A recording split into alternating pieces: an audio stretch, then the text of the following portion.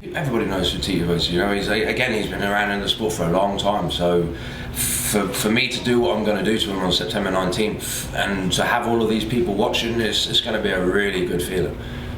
It's going to make people realise, it's like when they open their eyes, Liam McGeary is someone to be like the next best thing, you know. It's like Tito Ortiz was, and Liam McGeary is. I'm not going to lie, I was a little bit starstruck, you know. I've never stood next to Tito Ortiz. I've seen him on TV a few times. So, and then I was saying what I was saying, and then he said what he said. I was like, dude, nice one, you know. I was like, oh yeah, I'm gonna beat the Brit. I'm gonna bring the belt back to America. So, dude, I've never even left America.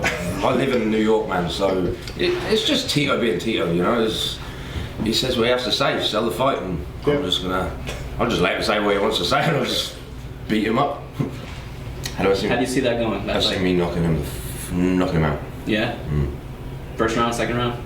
I'm going to go first round. These 5 rounders, they're tiring, you know. It's like, I'm going to train for a 5 round, right? Don't get me wrong. But I'm going the first round. I'm just keep hitting him in the face. You know, I'm just going to hit him in the face a lot.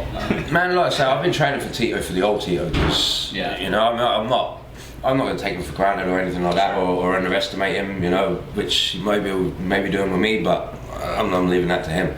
But so I'm training for the old Tito, so I watch the old fights and the old things that he does, and then I watch the new ones, and he's still doing the same things what he was doing there, but just a little bit slower. Right. I'd have been 17 years old, I think, 15 years ago. So 17, I was working on a building site. Yeah, working on a building site as a steel fixer, drinking.